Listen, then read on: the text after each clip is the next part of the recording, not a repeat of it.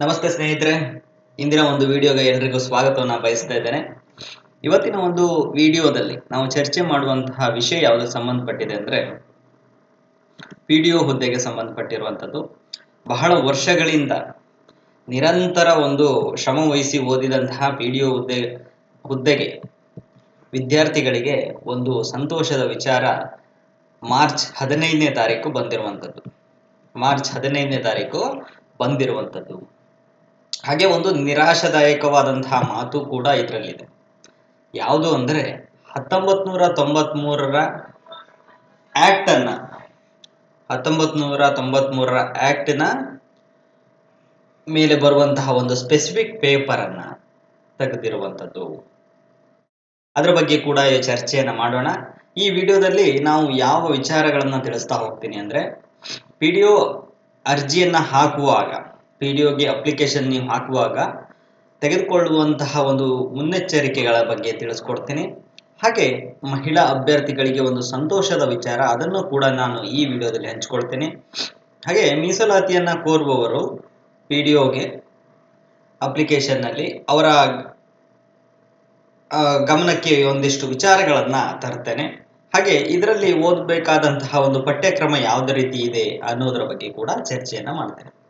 ಈ 4 ಪಾಯಿಂಟ್ಗಳನ್ನ ಇಂದಿನ ವಿಡಿಯೋದಲ್ಲಿ ಚರ್ಚೆಯನ್ನ ಮಾಡುವಂಥದ್ದು. ಮೊದಲನೇದಾಗಿ ಹುದ್ದೆಗೆ ಸಂಬಂಧಪಟ್ಟಂತೆ ಅರ್ಜಿಯನ್ನ ಹಾಕುವಾಗ ತೆಗೆದುಕೊಳ್ಳಬೇಕಾದಂತಹ ಒಂದು ಎಚ್ಚರಿಕೆಗಳನ್ನ ತಗೊಳ್ತಾ ಹೋಗೋಣ. ನೋಡಿ, ಇಲ್ಲಿ 247 ಪೋಸ್ಟ್ಗಳನ್ನ ಕರೆದಿರುವಂಥದ್ದು. ಮುಂಚೆ ಕೆಇಎದವರು 2017ರಲ್ಲಿ ಪಿಡಿಒ ಹುದ್ದೆಗಳನ್ನ ಕಾಲ್ಫಾರ್ಮ್ ಮಾಡಿದರು. ಕರ್ನಾಟಕ ಎಕ್ಸಾಮಿನೇಷನ್ ಅಥಾರಿಟಿ ಇವರು ಕಂಡಕ್ಟ್ ಮಾಡಿರುವಂಥದ್ದು ಪಿಡಿಒ ಹುದ್ದೆಗೆ. ನಂತರದಲ್ಲಿ 2024ರಲ್ಲಿ ಕೆಪಿಎಸ್ಸಿ ಅವರು ಮಾಡಿರುವಂಥದ್ದು. ಇಲ್ಲಿ ಕೆಇದವರು ಮಾಡಿದಾಗ ಏನಿತ್ತು, ಒಂದು ಸ್ಪೆಸಿಫಿಕ್ ಪೇಪರ್ ಅನ್ನುವಂಥದ್ದು ಇತ್ತು. ಪೇಪರ್ 2ದಲ್ಲಿ ಸ್ಪೆಸಿಫಿಕ್ ಪೇಪರ್ ಇತ್ತು. ಅದು 2024ರ ವೇಳೆಗೆ ಕೆಪಿಎಸ್ಸಿ ನಡೆಸುವ ಸಂದರ್ಭದಲ್ಲಿ ಆ ಪೇಪರ್ ಅನ್ನ ತೆಗೆದುಹಾಕಲಾಗಿತ್ತು. ಗ್ರೂಪ್ ಸಿಗೆ ಇರುವಂತಹ ಒಂದು ಪಠ್ಯಕ್ರಮವನ್ನ ಪಿಡಿಒಗೆ ಅಳವಡಿಸಲಾಯಿತು. ಇದು ಒಂದು ಮೂಲ ಅಂಶ. 1993ರ ಆಕ್ಟ್ಗಳನ್ನ ನಿರಂತರವಾಗಿ ಅಭ್ಯಾಸವನ್ನ ಮಾಡಿರ್ತಾರೆ. ಆ ಆಕ್ಟ್ ಏನು ಅಭ್ಯಾಸ ಮಾಡಿದ್ದೀರೋ ಇಲ್ಲಿವರೆಗೂ ಅದು ಯಾವುದು ಕೂಡ ಬರೋದಿಲ್ಲ, ನೀವು ಕಲ್ತಂತಹದ್ದು ವ್ಯರ್ಥ ಆಗೋದಿಲ್ಲ ಸ್ನೇಹಿತರೆ. ಯಾಕೆಂದ್ರೆ ನೀವು ಪಿಡಿಒ ಹುದ್ದೆಗೆ ಆಯ್ಕೆಯಾದ ನಂತರವೂ ಕೂಡ ಈ ಪ್ರಕರಣಗಳು ನಿಮಗೆ ಒಂದು ಆಸರೆ ಆಗುತ್ತೆ. ಕಾರಣ ಇಷ್ಟೇ, ಒಂದು ಪಂಚಾಯಿತಿಗೆ ನೀವು ಹೋದ ನಂತರದಲ್ಲಿ ಅಲ್ಲಿ ಆಗುವಂತಹ ಒಂದು ಬೆಳವಣಿಗೆ ಏನಿದೆ ಅಥವಾ ಅಲ್ಲಿ ನಡೆಯುವಂತಹ ಒಂದು ಆಡಳಿತಕ್ಕೆ ನೀವು ಇಂತಹ ಪ್ರಕರಣಗಳು ಹೆಲ್ಪ್ ಆಗುವಂಥದ್ದು. ನೀವು ಕಲಿತಂತಹ ವಿದ್ಯೆ ಯಾವತ್ತಿಗೂ ಕೂಡ ಒಂದು ಅಪ್ರಯೋಜನ ಆಗೋದಿಲ್ಲ ಅನ್ನುವಂಥದ್ದು. ಅದು ಏನೇ ಇರಲಿ, ನೋಡಿ, ಅರ್ಜಿ ಹಾಕುವಾಗ ನೀವು 15/3/2024ರಿಂದ ಅರ್ಜಿಯನ್ನ ಕರೆದಿರುವಂಥದ್ದು. 15/4/2024ರವರೆಗೂ ನಿಮಗೆ ಅವಕಾಶ ಇರುತ್ತೆ. ಪಿಡಿಒಗೆ ಅಪ್ಲಿಕೇಶನ್ ಅನ್ನು ಹಾಕಲು 1 ತಿಂಗಳ ಒಂದು ಅವಕಾಶ ಇರುತ್ತೆ ನಿಮಗೆ. ಇಲ್ಲಿ ಅವಕಾಶ 1 ತಿಂಗಳು ಇದೆ ಅಂತ ಹೇಳಿ ನೀವು ವಿಳಂಬವನ್ನ ತೋರಬಾರ್ದು. ನಿಗದಿತ ಸಮಯಕ್ಕೆ ನೀವು ಇವತ್ತೇ ನಿಮ್ಮ ದಾಖಲೆಗಳಿದ್ರೆ, ಯಾವೆಲ್ಲ ದಾಖಲೆಗಳು ಬೇಕು ಅನ್ನೋದನ್ನು ಚರ್ಚೆ ಮಾಡ್ತೇನೆ ನಾನು. ಎಲ್ಲ ದಾಖಲೆಗಳು ನಿಮ್ಮ ಹತ್ರ ಇದ್ರೆ ಇವತ್ತೇ ಅಪ್ಲಿಕೇಶನ್ನ ಹಾಕಿ. ನೀವು ಯುದ್ಧ ನಡೆಯುವ ಸಂದರ್ಭದಲ್ಲಿ ಒಂದು ಶಸ್ತ್ರಾಭ್ಯಾಸನ ಮಾಡೋಕೆ ಹೋಗುವಂತಹ ಪ್ರಯತ್ನ ಮಾಡಬೇಡಿ. ನೋಡಿ, 15/4/2024 ಅಂದ್ರೆ ಮುಂದಿನ ತಿಂಗಳು 10ನೇ ತಾರೀಕಿನ ಮೇಲೆ ನಿಮಗೆ ಪಿಡಿಒ ಹುದ್ದೆಗೆ ಲಾಸ್ಟ್ ಡೇಟ್ ಅನ್ನುವಂಥದ್ದು ನೆನಪಾಗುತ್ತೆ ಕೆಲವರಿಗೆ. ಆ ಸಂದರ್ಭದ ವೇಳೆಗೆ ಸರ್ವರ್ಗಳು ಹೆಚ್ಚಿನದಾಗಿ ಕೆಲಸ ಮಾಡೋದಿಲ್ಲ, ನಿಮ್ಮ ಹಾಕುವಂತಹ ಅಪ್ಲಿಕೇಶನ್ಗಳು ತೆಗೆದುಕೊಳ್ಳೋದಿಲ್ಲ. ಹಾಗಾಗಿ ನಿಮ್ಮ ದಾಖಲೆಗಳು ಏನೇ ಇದ್ರೂ ಸರಿ ಇದ್ರೂ ಕೂಡ ಹಿಂದೆ ನೀವು ಅಪ್ಲಿಕೇಶನ್ನ ಹಾಕಿ, ವಿಳಂಬ ಮಾಡಬೇಡಿ. ನಿಗದಿತ ಸಮಯಕ್ಕೆ ಅಪ್ಲಿಕೇಶನ್ನ ಹಾಕಿ. ಹಾಗೆ ಪ್ರತಿಯೊಂದು ಅಪ್ಲಿಕೇಶನ್ನ ಹಾಕುವಾಗಲೂ ಕೂಡ ನೀವು ಸ್ಪಷ್ಟ ಮಾಹಿತಿಯನ್ನ ನೀಡಿ. ಸ್ಪಷ್ಟ ಮಾಹಿತಿ ನೀಡಿ.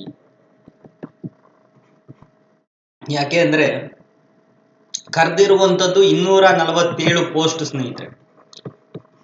ಗ್ರೂಪ್ ಸಿ ಹುದ್ದೆ ಲೆವೆಲ್ಗೆ ಬಂದಿರೋದ್ರಿಂದ ಡಿಗ್ರಿ ಆದವರು ಎಲ್ಲರೂ ಕೂಡ ಅಪ್ಲಿಕೇಶನ್ ಹಾಕ್ತಾರೆ.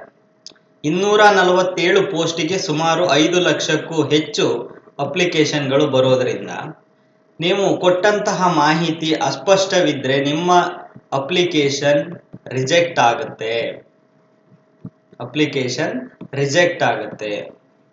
ಹಾಗಾಗಿ ಯಾವುದೇ ಒಂದು ಮಾಹಿತಿ ನಿಮಗೆ ಒಂದು ಆದಾಯ ಮತ್ತು ಜಾತಿ ಸರ್ಟಿಫಿಕೇಟ್ ಏನಾದರೂ ರಿನಿವಲ್ ಇದ್ರೆ ಮತ್ತು ಬೇರೆ ಯಾವುದೇ ಒಂದು ಗ್ರಾಮೀಣ ಮತ್ತು ಯಾವುದು ಕನ್ನಡ ಮಾಧ್ಯಮದ ಒಂದು ಸರ್ಟಿಫಿಕೇಟ್ಗಳು ಇದ್ರೆ ನಿಮ್ಮ ಹತ್ರ ಇದ್ರೆ ಇವೆಲ್ಲವೂ ಕೂಡ ನೀವು ಆದಷ್ಟು ಬೇಗನೆ ಸರಿ ಮಾಡಿಕೊಂಡು ಅಪ್ಲಿಕೇಶನ್ ಅನ್ನ ಸ್ಪಷ್ಟ ಮಾಹಿತಿಯೊಂದಿಗೆ ಹಾಕಬೇಕಾಗತ್ತೆ. ಇದು ನಿಮಗೆ ಒಂದು ಗಮನದಲ್ಲಿಟ್ಕೋಬೇಕಾಗತ್ತೆ. ನಂತರದಲ್ಲಿ ಇನ್ನು ಮಹಿಳಾ ಅಭ್ಯರ್ಥಿಗಳಿಗೆ ಒಂದು ಸಿಹಿ ಸುದ್ದಿ ಅಂತ ನಾನು ಹೇಳಿದೆ. ಏನು ಮಹಿಳಾ ಅಭ್ಯರ್ಥಿಗಳಿಗೆ ಒಂದು ಸಿಹಿ ಸುದ್ದಿ? ನೋಡಿ, 247 ಪೋಸ್ಟ್ ಇದೆ ಅಂತ ನಾನು ಆಗ್ಲಿಂದನೂ ಹೇಳ್ತಾನೆ ಇದ್ದೀನಿ. ಇದರಲ್ಲಿ 97 ಪೋಸ್ಟ್ಗಳು ಹೈದರಾಬಾದ್ ಕರ್ನಾಟಕಕ್ಕಿದೆ. 97 ಪೋಸ್ಟ್ಗಳು ಹೈದರಾಬಾದ್ ಕರ್ನಾಟಕಕ್ಕೆ. ನಾನ್ ಹೈದರಾಬಾದ್ ಕರ್ನಾಟಕಕ್ಕೆ 150 ಪೋಸ್ಟ್ಗಳಿದೆ. ನಾನ್ ಹೆಚ್ಚಿಗೆ ಇರುವುದು. ಇದರಲ್ಲಿ 97ರಲ್ಲಿ 32 ಮತ್ತು 51 ನಾನ್ ಹೈದರಾಬಾದ್ ಕರ್ನಾಟಕದಲ್ಲಿ 51 ಪೋಸ್ಟ್ಗಳು, ಹೈದರಾಬಾದ್ ಕರ್ನಾಟಕದಲ್ಲಿ 32 ಪೋಸ್ಟ್ಗಳು. ಟೋಟಲ್ 83 ಪೋಸ್ಟ್ಗಳು ಮಹಿಳೆಯರಿಗೆ ಮೀಸಲು. ನೋಡಿ, ಇದರಲ್ಲಿ 33% ಪೋಸ್ಟ್ಗಳು ಮಹಿಳೆಯರಿಗೆ ಕೊಟ್ಬಿಟ್ಟಿದ್ದಾರೆ. ಹಾಗಾಗಿ ಮಹಿಳಾ ಅಭ್ಯರ್ಥಿಗಳು ಯಾರೆಲ್ಲ ಪ್ರಯತ್ನ ಮಾಡ್ತಾ ಇದ್ದೀರೋ ಇವರಿಗೊಂಥರ ಹೋಳಿಗೆ ಮೇಲೆ ತುಪ್ಪ ಬಿದ್ದ ಹಾಗಾಗಿದೆ ಅವರಿಗೆ. ನೋಡಿ, 33% ಮಹಿಳೆಯರಿಗೆ ಮೀಸಲಾತಿ ಇರೋದ್ರಿಂದ 83 ಪೋಸ್ಟ್ಗಳಿಗೆ ಅವರು ಏನೋ ಒಂದು ತಯಾರಿಯನ್ನ ನಡೆಸಬೇಕಾಗತ್ತೆ. ಇಲ್ಲಿ 247 83 ಎಷ್ಟಾಗುತ್ತೆ? ಇಲ್ಲಿ 4 8 ಕಳೆದ್ರೆ 8, 184 ಪೋಸ್ಟ್ಗಳೇನಿದೆ ಅದು ನಮ್ಮ ಪುರುಷ ಅಭ್ಯರ್ಥಿಗಳಿಗೆ. ಇದರಲ್ಲಿ ಕೆಲವರು ತೃತೀಯ ಲಿಂಗಿಗಳು ಇರ್ತಾರೆ, ಅವರಿಗೂ ಅಪ್ಲಿಕೇಶನ್ ಬರುತ್ತೆ. ಇಲ್ಲಿ ಪುರುಷ ಅಭ್ಯರ್ಥಿಗಳಿಗೆ 180 ಪೋಸ್ಟ್ಗಳ ಲೆಕ್ಕದಲ್ಲಿ ಬರುವಂಥದ್ದು. ಅದನ್ನು ಕೂಡ ನಾವು ಗಮನದಲ್ಲಿ ಇಟ್ಕೋಬೇಕು. ಹಾಗೆ ಮಹಿಳಾ ಅಭ್ಯರ್ಥಿಗಳು ಏನಿದ್ದಾರೆ ಇವರು ನಿಮ್ಮ 83 ಪೋಸ್ಟ್ಗಳಲ್ಲಿ ಯಾವುದೋ ಒಂದು ಪೋಸ್ಟ್ ಅನ್ನು ನೀವು ಪಡಿಲೇಬೇಕು ಅನ್ನುವಂತಹ ಒಂದು ನಿರ್ಧಾರವನ್ನ ಕೈಗೊಳ್ಳಿ ಅನ್ನುವಂಥದ್ದು ನಾನು ಹೇಳ್ತಾ ಹೋಗ್ತೇನೆ. ನಂತರದಲ್ಲಿ ನೋಡಿ, ಇಲ್ಲಿ ಮೀಸಲಾತಿ ಕೋರುವ ಅಭ್ಯರ್ಥಿಗಳ ಗಮನಕ್ಕೆ ಅಂತ ನಾನು ಒಂದು ಪಾಯಿಂಟ್ ಹಾಕಿದ್ದೆ. ಇಲ್ಲಿ ಮೀಸಲಾತಿ ಅಂತ ಬಂದಾಗ ನಾನು ಆಗ್ಲೇ ಚರ್ಚೆ ಮಾಡಿದೆ. ನೋಡಿ, ಮಹಿಳೆಯರಿಗೆ ಮೀಸಲಾತಿ ಆಲ್ರೆಡಿ ನಾನು ಚರ್ಚೆ ಮಾಡಿಬಿಟ್ಟೆ. ಇಲ್ಲಿ 83 ಪೋಸ್ಟ್ಗಳು ಅವರಿಗೆ ಬರುತ್ತೆ ಅನ್ನುವಂಥದ್ದು. ಇನ್ನು ಗ್ರಾಮೀಣ ಅಭ್ಯರ್ಥಿಗಳಿಗೆ ಬರುವಂತದ್ದು ಮೀಸಲಾತಿ ಇದೆ ಸ್ನೇಹಿತರೆ. ಹಾಗೆ ಇಲ್ಲಿ ಮತ್ತೊಂದು ಆ್ಯಡ್ ಆಗುತ್ತೆ, ಕನ್ನಡ ಮಾಧ್ಯಮದ್ದು ಕೂಡ ಆ್ಯಡ್ ಆಗುತ್ತೆ. ಇನ್ನು ಮಾಜಿ ಸೈನಿಕರಿಗೆ ಅಂತ ಹೇಳಿ ರಿಸರ್ವೇಶನ್ ಇರುವಂತದ್ದು, ಯೋಜನಾ ಅನಿರಾಶ್ರಿತರಿಗೆ, ಅಂಗವಿಕಲರಿಗೆ ಇಲ್ಲೂ ಕೂಡ ನೋಡಿ ಗ್ರಾಮೀಣ ಅಭ್ಯರ್ಥಿ ಇದೇನು ಉಳಿಕೆ ವೃಂದ, ನಾನ್ ಹೆಚ್ಚಿಗೆ ಇದ್ರು ಇದು ಹೆಚ್ಚಿಗೆ, ಇವರಿಗೂ ಕೂಡ ಒಂದು ಮೀಸಲಾತಿ ಇರುವಂತದ್ದು. ಮೀಸಲಾತಿಯ ಬಗ್ಗೆ ನೋಡಿ, ಕನ್ನಡ ಮಾಧ್ಯಮ ನೀವು ಅಭ್ಯಾಸ ಮಾಡಿದ್ರೆ ಕನ್ನಡ ಮಾಧ್ಯಮದ ಒಂದು ಸರ್ಟಿಫಿಕೇಟ್ಗಳನ್ನ, ದಾಖಲೆಗಳನ್ನ, ಪ್ರಮಾಣ ಪತ್ರಗಳನ್ನ ಈಗಲೇ ನೀವು ರೆಡಿ ಮಾಡಿಸ್ಕೋಬೇಕಾಗತ್ತೆ. ಇನ್ನು ಗ್ರಾಮೀಣ ಅಭ್ಯರ್ಥಿಗಳಿದ್ರೆ ಗ್ರಾಮೀಣ ಅಭ್ಯರ್ಥಿಗಳು ಒಂದು ಪ್ರಮಾಣ ಪತ್ರ ಅಥವಾ ನಾವೇನು ಅಪ್ಲಿಕೇಶನ್ ಬಂದಿರುವಂತಹ ಒಂದು ಏನು ದೃಢೀಕರಣ ಪತ್ರ ಇರುತ್ತೆ ಅದನ್ನು ಕೂಡ ನೀವು ರೆಡಿ ಮಾಡಿಸ್ಕೊಳ್ಳಿ. ಹಾಗೆ ಯಾವುದೇ ಜಾತಿಯ ಪ್ರಮಾಣ ಪತ್ರ ಆಗಿರ್ಬೋದು, ಇವುಗಳನ್ನೆಲ್ಲ ರಿನ್ಯೂವಲ್ ಇದ್ರೆ ಕೂಡಲೇ ರಿನ್ಯೂವಲ್ನ ಮಾಡಿಸ್ಕೋಬೇಕಾಗತ್ತೆ. ಇದಷ್ಟೇ ಅಲ್ಲದೆ ಅಂಗವಿಕಲರು ಇದ್ದಾರೆ ಇದರಲ್ಲಿ, ವಿಕಲಚೇತನರಿಗೂ ಕೂಡ ಒಂದು ಅವಕಾಶ ಇರುವಂಥದ್ದು. ಹಾಗೆ ಮಾಜಿ ಸೈನಿಕರಿಗೂ ಕೂಡ ಇರುವಂಥದ್ದು. ಇವರ ಎಲ್ಲ ಸರ್ಟಿಫಿಕೇಟ್ಗಳು ನೀವು ಪ್ರತಿಯೊಂದು ಸರ್ಟಿಫಿಕೇಟ್ಗಳನ್ನ ನೀವು ರೆಡಿ ಮಾಡ್ಕೋಬೇಕಾಗತ್ತೆ. ಈ ಸರ್ಟಿಫಿಕೇಟ್ಗಳನ್ನ ಯಾಕೆ ನಾನು ಒತ್ತಿ ಹೇಳ್ತಾ ಇದ್ದೀನಿ ಅಂದ್ರೆ ಸ್ನೇಹಿತರೆ, ಇಲ್ಲಿಗೆ ಪರೀಕ್ಷೆ ಬರೆಯುವಂತಹ ಅಭ್ಯರ್ಥಿಗಳ ಸಂಖ್ಯೆ ಹೆಚ್ಚಾಗಿರುವಂಥದ್ದು. ಸಂಖ್ಯೆ ಹೆಚ್ಚಿರೋದ್ರಿಂದ ನೀವು ಮಾಡುವಂತಹ ಕೆಲವು ಮಿಸ್ಟೇಕ್ಗಳು, ಇಲ್ಲಿ ಕನ್ನಡ ಮಾಧ್ಯಮ ಕೆಲವರು ಓದಿರ್ತಾರೆ, ಅಪ್ಲಿಕೇಶನ್ ಹಾಕುವಾಗ ಅಥವಾ ಆ ಪ್ರಮಾಣ ಪತ್ರವನ್ನ ಲಗತ್ತಿಸಿರುವುದಿಲ್ಲ. ಗ್ರಾಮೀಣ ಓದಿರ್ತಾರೆ, ಅವರು ಅಪ್ಲಿಕೇಶನ್ ಹಾಕುವ ಸಂದರ್ಭದಲ್ಲಿ ಈ ಪ್ರಮಾಣ ಪತ್ರಗಳನ್ನ ಹಾಕಿರೋದಿಲ್ಲ. ಇದೆಲ್ಲ ಏನಾಗುತ್ತೆ ಅಂದ್ರೆ ನಂತರ ಈ ಕೆಲವೊಂದು ತಪ್ಪುಗಳಿಂದ ನಾವು ಈ ಒಂದು ಮೀಸಲಾತಿಯಿಂದ ನಾವು ಹೊರಗುಳಿಬೇಕಾಗತ್ತೆ. ಹೀಗೆ ಅಪ್ಲಿಕೇಶನ್ ಹಾಕುವ ಸಂದರ್ಭದಲ್ಲಿ ಬಹಳ ಎಚ್ಚರಿಕೆಯಿಂದ, ನಮಗೆ ಕರೆದಿರೋದೇ ಎಷ್ಟು 7 ವರ್ಷಗಳಿಂದ ಸತತ ಪ್ರಯತ್ನದ ನಂತರವಾಗಿ 7 ವರ್ಷದಿಂದ ಒಂದು ಹುದ್ದೆಯ ಆಕಾಂಕ್ಷಿಗಳೇನಿರ್ತಾರೆ ಇವರೆಲ್ಲರೂ ಕೂಡ ಪ್ರಯತ್ನಕ್ಕೆ ಒಂದು ಪ್ರತಿಫಲ ಸಿಗಬೇಕು ಅಂದ್ರೆ ಇಂತಹ ತಪ್ಪುಗಳು ಆಗದ ಹಾಗೆ ಅವರು ಜಾಗ್ರತೆಯನ್ನ ವಹಿಸಬೇಕಾಗುತ್ತೆ, ಮೀಸಲಾತಿಯನ್ನ ಕೋರುವವರು. ಇನ್ನು ಯಾವುದೆಲ್ಲ ಓದಬೇಕು ಅನ್ನುವಂಥದ್ದು ಎಲ್ಲಾ ಯೂಟ್ಯೂಬ್ ಚಾನೆಲ್ ಅಲ್ಲೂ ತಿಳಿಸಿದ್ದಾರೆ. ಅಪ್ಲಿಕೇಶನ್ ಇನ್ನೇನು ರಾಜ್ಯ ಪತ್ರ ಬರ್ತಾ ಇದ್ದ ಹಾಗೆ ಕೂಡ ಎಲ್ಲಾ ಯೂಟ್ಯೂಬ್ ಚಾನೆಲ್ ಅಲ್ಲೂ ನೀವು ನೋಡಿದ್ದೀರಿ. ಇದಕ್ಕೆ ಸಂಬಂಧಪಟ್ಟಂತೆ ಇಲ್ಲಿ 2 ಪೇಪರ್ಗಳು ಬರುತ್ತೆ. ಮುಂಚೆನೂ ಕೂಡ PDOಗೆ 2 ಪೇಪರ್ ಇತ್ತು. ಮೊದಲ ಪೇಪರ್ ಏನಿತ್ತು ಕಮ್ಯುನಿಕೇಶನ್ ಇತ್ತು.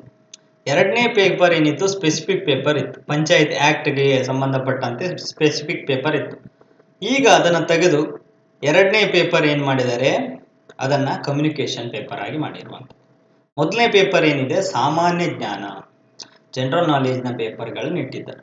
ಈ ಸಾಮಾನ್ಯ ಜ್ಞಾನದ ಪಠ್ಯಕ್ರಮಗಳನ್ನ ಇಲ್ಲಿ ತಿಳಿಸಲಾಗಿದೆ. ಇಲ್ಲಿ ಎಲ್ಲನಲ್ಲಿ ನೋಡಿ ಸ್ನೇಹಿತರೆ, ಒಂದು ಪಾಯಿಂಟ್ ಅನ್ನ ಸೇರಿಸಿದ್ದಾರೆ. ಏನ್ ಹೇಳಿದ್ದಾರೆ ಇಲ್ಲಿ, ಗ್ರಾಮೀಣ ಅಭಿವೃದ್ಧಿ ಪಂಚಾಯತ್ ರಾಜ್ ಸಂಸ್ಥೆಗಳು ಮತ್ತು ಗ್ರಾಮೀಣ ಸಹಕಾರ ಸಂಸ್ಥೆಗಳ ವಿಚಾರಗಳು, ಇದ್ರ ಬಗ್ಗೆ ತಿಳಿಸಿರುವಂಥದ್ದು. ಇದಕ್ಕೆ ಸಂಬಂಧಪಟ್ಟಂತಹ ಮಾಹಿತಿ ನಿಮಗೆ ಗೊತ್ತಿರಬೇಕಾಗತ್ತೆ. ಇಲ್ಲಿ 100 ಅಂಕಗಳ ಒಂದು ಪರೀಕ್ಷೆ ಇರುವಂತದ್ದು ಪೇಪರ್ 1 ನಲ್ಲಿ. ಪೇಪರ್ 2 ನಲ್ಲೂ ಅಷ್ಟೇ 100 ಅಂಕಗಳ ಒಂದು ಪರೀಕ್ಷೆ ಇರುವಂತದ್ದು. ಬೆಳಿಗ್ಗೆ ಒಂದು ಪೇಪರ್ ನಡೆಯುತ್ತೆ, ಮಧ್ಯಾಹ್ನ ಒಂದು ಪೇಪರ್ ನಡೆಯುತ್ತೆ. ಬೆಳಿಗ್ಗೆ 1.5 ತಾಸಿನ ಒಂದು ಪೇಪರ್ ಇರುತ್ತೆ, ಮಧ್ಯಾಹ್ನ 2 ತಾಸಿಂದ ಇರುತ್ತೆ. 2 ಗಂಟೆಯ ಒಂದು ಪೇಪರ್ ನಿಮಗೆ ಇರುವಂತದ್ದು. ಸಾಮಾನ್ಯ ಕನ್ನಡ, ಸಾಮಾನ್ಯ ಇಂಗ್ಲಿಷ್, ಕಂಪ್ಯೂಟರ್ ನಾಲೆಡ್ಜ್ ನ ಒಂದು ಕಂಪ್ಯೂಟರ್ನ ಸಾಕ್ಷರತೆ ಅನ್ನುವಂಥದ್ದು ಇರಬೇಕಾಗುತ್ತೆ. ನಂತರದಲ್ಲಿ ಪಠ್ಯಕ್ರಮಕ್ಕೆ ಸಂಬಂಧಿಸಿದಂತೆ ನಾನು ಒಂದು ವಿಚಾರವನ್ನ ಚರ್ಚೆ ಮಾಡ್ತೇನೆ. ಇಷ್ಟೆಲ್ಲ ಮಾಡಿದಿರಿ, ಈ ಯೂಟ್ಯೂಬ್ ಚಾನೆಲ್ ಇಂದ ಏನ್ ಸಿಗುತ್ತೆ ನಮಗೆ, ಪಠ್ಯಕ್ರಮಗಳಿಂದ ಸಮಸ್ಯೆ ಏನ್ ಸಿಗುತ್ತೆ ಅನ್ನುವಂಥದ್ದು ನಾನು ಚರ್ಚೆ ಮಾಡ್ತೇನೆ. ಪ್ರಚಲಿತ ವಿದ್ಯಮಾನಗಳಿಗೆ ಸಂಬಂಧಿಸಿದಂತೆ ಯಾವ ಯೋಜನೆಗಳು, ಹೊಸ ಯೋಜನೆಗಳು ಏನೇ ಬಂದರೂ ಕೂಡ ನಾನು ಅದನ್ನ ಚರ್ಚೆಯನ್ನ ಮಾಡ್ತೇನೆ. ಹೊಸ ಯೋಜನೆಗಳಿಗೆ ಸಂಬಂಧಪಟ್ಟಂತೆ ಈ ಯೂಟ್ಯೂಬ್ ಚಾನೆಲ್ ನಲ್ಲಿ ಒಂದು ಚರ್ಚೆ ನಡೀತಿರುತ್ತೆ. ನಂತರದಲ್ಲಿ ಹೋದ ವರ್ಷ ಅಥವಾ ಈ ಹಿಂದಿನ ಯೋಜನೆಗಳ ಸಂಬಂಧಪಟ್ಟಂತಹ MCQ ಸರಣಿ ಅಂತೂ ಆಲ್ರೆಡಿ 1-2 ಮಾಡಿದ್ದೀನಿ, ಅದ್ರ ಮುಂದೆ ಮಾಡಿಲ್ಲ, ಈ ಕಂಟಿನ್ಯೂ ಮಾಡ್ತಾ ಹೋಗ್ತೇನೆ ಅದ್ರ ಬಗ್ಗೆ. ಹಾಗೆ ಸಾಮಾನ್ಯ ವಿಜ್ಞಾನ ಈ ಸಬ್ಜೆಕ್ಟ್ ವೈಸ್ಗಳು ಏನಿದೆ, ಇದರಲ್ಲಿ ಬರುವಂತಹ ಕೆಲವು ಅಂಶಗಳೇನಿದೆ, ಕೆಲವೊಂದು ಮೇನ್ ಟಾಪಿಕ್ಸ್ಗಳನ್ನ ಚರ್ಚೆಯನ್ನ ಮಾಡುವಂಥದ್ದು. ಬಹಳ ಮುಖ್ಯವಾಗಿ ನಾನು ಇನ್ನೊಂದು ಮಾತನ್ನ ಕೊಡ್ತಾ ಇದ್ದೇನೆ, ಕರ್ನಾಟಕ ಭೂ ಸುಧಾರಣೆ ಹಾಗೆ ಗ್ರಾಮೀಣ ಸಹಕಾರ ಸಂಸ್ಥೆಗಳ ವಿಷಯಗಳು, ಪಂಚಾಯತ್ ರಾಜ್, ಇದಕ್ಕೆ ಸಂಬಂಧಪಟ್ಟಂತಹ ತರಗತಿಯನ್ನ ಈ ಯೂಟ್ಯೂಬ್ ಚಾನಲ್ಲೇ ಬರುವಂಥದ್ದು, ಯೂಟ್ಯೂಬ್ ಚಾನಲ್ನಲ್ಲೇ ತಿಳಿಸ್ತೀನಿ. ಹಾಗೆ ನಾನು ಮೊನ್ನೆ ಒಂದು ಯಾವುದು ಆರ್ಥಿಕ ಸಮೀಕ್ಷೆ ಮಾಡಿರುವಂಥದ್ದು, ಆರ್ಥಿಕ ಸಮೀಕ್ಷೆ 2023-24 ಮಾಡಿದ್ದೀನಿ. ಅಲ್ಲಿ ನಾನು ಯಾವುದ್ರ ಬಗ್ಗೆ ಚರ್ಚೆ ಮಾಡಿದ್ದೀನಿ ಅಂದರೆ ಗ್ರಾಮೀಣ ಅಭಿವೃದ್ಧಿ ಬಗ್ಗೆ ಚರ್ಚೆ ಮಾಡಿರುವಂಥದ್ದು. ಅಧ್ಯಾಯ 3 ಬರುತ್ತೆ ಅದರಲ್ಲಿ. ಅಧ್ಯಾಯ 3ರಲ್ಲಿ ಅಧ್ಯಾಯ ಟೋಟಲ್ 13 ಬರುವಂಥದ್ದು. ಅದರಲ್ಲಿ 13 ಅಧ್ಯಾಯ ಬರುತ್ತೆ. ಅದರಲ್ಲಿ 3ನೇ ಅಧ್ಯಾಯ ಗ್ರಾಮೀಣ ಅಭಿವೃದ್ಧಿಗೆ ಸಂಬಂಧಪಟ್ಟಂತ ಒಂದು ಕಾನ್ಸೆಪ್ಟ್ಗಳು ಯಾವ್ಯಾವ ಬರುತ್ತೆ ಅನ್ನೋದರ ಚರ್ಚೆ ಮಾಡಿದ್ದೀನಿ. ಈ ಆರ್ಥಿಕ ಸಮೀಕ್ಷೆಯನ್ನ ನನ್ನ ಲೆಕ್ಕದಲ್ಲಿ ನಾ ಹೇಳೋ ಪ್ರಕಾರವಾಗಿ 13 ಅಧ್ಯಾಯನ ಮಾಡಲೇಬೇಕಾಗತ್ತೆ. ಯಾಕೆಂದ್ರೆ ಈ ಸ್ಪೆಸಿಫಿಕ್ ಪೇಪರ್ ಯಾವಾಗ ಹೋಯ್ತೋ ಈಗ ಇದೆಲ್ಲ ಕಾನ್ಸಂಟ್ರೇಷನ್ ನಾವು ಪೂರ್ತಿಯಾಗಿ ಈ ಆರ್ಥಿಕ ಸಮೀಕ್ಷೆ ಮೇಲೆ ಇಡಬೇಕಾಗತ್ತೆ, ಬಜೆಟ್ ಮೇಲೆ ಇಡಬೇಕಾಗತ್ತೆ. ಪ್ರಚಲಿತ ವಿದ್ಯಮಾನಗಳು, ಪ್ರಚಲಿತ ಘಟನೆಗಳು, ಪ್ರಚಲಿತವಾದಂತಹ ಒಂದು ತಂತ್ರಜ್ಞಾನಗಳು ಏನೇನು ನಡೀತಾ ಇದೆ, ಕರ್ನಾಟಕಕ್ಕೆ ಸಂಬಂಧಪಟ್ಟಂತೆ ಏನೆಲ್ಲ ಆಯಿತು, ಕರ್ನಾಟಕದ ಪರಿಸರ ಸಂಬಂಧಿ ಸಮಸ್ಯೆಗಳೇನು, ಅಭಿವೃದ್ಧಿ ಕುರಿತು ವಿಷಯಗಳೇನೇನು ಬಂದಿದೆ, ಹಾಗೆ ಅರ್ಥವ್ಯವಸ್ಥೆಯಲ್ಲಿ ಏನು ವಿಚಾರಗಳು ಬಂದಿದೆ, ಭೂ ಸುಧಾರಣೆಗಳು ಏನು ವಿಚಾರ ಆಗಿದೆ, ಇದೆಲ್ಲವೂ ಕೂಡ ಇತ್ತೀಚಿನ ದಿನಗಳದ್ದೇ ಕೇಳ್ತಾರೆ ಸ್ನೇಹಿತರೆ. ಹಾಗಾಗಿ ನಾ ಇತ್ತೀಚಿನ ದಿನಗಳ ಒಂದು ಕಾನ್ಸೆಪ್ಟ್ಗಳನ್ನ ಆದಷ್ಟು ತರುವಂತಹ ಪ್ರಯತ್ನವನ್ನ ಮಾಡ್ತೇನೆ ಅನ್ನುವಂಥದ್ದು ಇದಿಷ್ಟು ಈ ವಿಡಿಯೋದಲ್ಲಿ ತಿಳಿಸ್ತಾ ಇದ್ದೇನೆ. ಮುಂದಿನ ವಿಡಿಯೋದಲ್ಲಿ ನಾನು ಏನು ಚರ್ಚೆ ಮಾಡ್ತೇನೆ ಅಂದ್ರೆ ಪ್ರತಿಯೊಂದು ಸಬ್ಜೆಕ್ಟ್ನಲ್ಲಿ ಬರುವಂತಹ ಮೇನ್ ಟಾಪಿಕ್ಗಳ ಬಗ್ಗೆ ಚರ್ಚೆ ಮಾಡ್ತೇನೆ. ಇದನ್ನ ಯಾಕೆ ಚರ್ಚೆ ಮಾಡ್ತಾ ಇದ್ದೇನೆ ಅಂದ್ರೆ ಇರೋದಷ್ಟು ಸಿಲೆಬಸ್ಸು ನೀವು KS ಲೆವೆಲಿಗೆ ಓದುವ ಅವಶ್ಯಕತೆ ಇಲ್ಲ. ಇದರಲ್ಲಿ KS ಲೆವೆಲಿಗೆ ಓದುವ ಅವಶ್ಯಕತೆ ಇಲ್ಲ. ಇರುವಂತದ್ದು 1.5 ತಾಸಿನ GK ಪೇಪರ್, ನಿಮಗೆ ಜನರಲ್ ನಾಲೆಡ್ಜ್ ಪೇಪರ್. KS ಲೆವೆಲಿಗೆ ಓದುವ ಅವಶ್ಯಕತೆ ಇಲ್ಲ. ಮೇನ್ ಟಾಪಿಕ್ಗಳ ಬಗ್ಗೆ ಒಂದಿಷ್ಟು ಮಾಹಿತಿ ನೀವು ಪಡ್ಕೊಂಡ್ರೆ ಸಾಕು. ಸಬ್ಜೆಕ್ಟ್ ವೈಸನ್ನು ತೆಗಿಬೇಕಾಗತ್ತೆ. ಪ್ರತಿಯೊಂದು ಈಗ 12 ಸಬ್ಜೆಕ್ಟ್ ಅಂತ ತಿಳ್ಕೊಂಡ್ರೆ 12 ಸಬ್ಜೆಕ್ಟ್ ಇಂದನೂ ಕ್ವಶನ್ಗಳು ರೈಸ್ ಆಗುತ್ತೆ. ಇದರ ಜೊತೆಗೆ ನಿಮಗೆ ಪಂಚಾಯತ್ ರಾಜ್ದು ಕ್ವಶನ್ ತೆಗಿಬೇಕಾಗತ್ತೆ, ಅವನು ಭೂ ಸುಧಾರಣೆ ಮೇಲೂ ತೆಗಿಬೇಕಾಗತ್ತೆ ಕ್ವಶನ್, ಸಹಕಾರಿ ಸಂಘಗಳ ಮೇಲೂ ಕ್ವಶನ್ ತೆಗಿಬೇಕಾಗತ್ತೆ, ಜೊತೆಗೆ ಮೆಂಟಲ್ ಎಬಿಲಿಟಿನೂ ಹಾಕ್ಬೇಕಾಗತ್ತೆ. ಮೆಂಟಲ್ ಎಬಿಲಿಟಿ ಕ್ವಶನ್ ಬಂದರೂ ಬರಬಹುದು. ಇದರಲ್ಲಿ ಇದರಲ್ಲೂ ಹೇಳಿದಾರಲ್ಲ, ಈ ಭೌತಿಕ ಸಾಮರ್ಥ್ಯ ವಿಷಯಗಳು SLC ಮಟ್ಟದಲ್ಲಿ ಇರುತ್ತೆ ಅನ್ನುವಂಥದ್ದು, ಅದನ್ನು ಕೂಡ ಕ್ವಶನ್ ತೆಗಿಬೇಕಾಗತ್ತೆ. ಹಾಗಾಗಿ 100 ಕ್ವಶನ್ ಒಳಗಡೆ ಆದಷ್ಟು ಕ್ವಶನ್ಗಳು ಸಬ್ಜೆಕ್ಟ್ ವೈಸ್ಗಳು ಬರುವಂತಹದ್ದು ಹೆಚ್ಚಿರೋದ್ರಿಂದ ಇದಕ್ಕೆ ಸಂಬಂಧಪಟ್ಟಂತಹ ಮೇನ್ ಟಾಪಿಕ್ಗಳು ಯಾವ್ಯಾವು ಅನ್ನೋದನ್ನ ನಾನು ಹೇಳ್ತಾ ಹೋಗ್ತೀನಿ ಮುಂದಿನ ವಿಡಿಯೋದಲ್ಲಿ. ಕ್ಲಾಸ್ ನೋಡಿದ್ದೀರಾ, ಹೆಲ್ಪ್ ಆಗಿದೆ ಅಂತ ಭಾವಿಸ್ತೇನೆ. ಕ್ಲಾಸ್ ಇಷ್ಟ ಆಗಿದ್ರೆ ಲೈಕ್ ಮಾಡಿ ಅಂತ ಕೇಳ್ತಾ thank you one and all.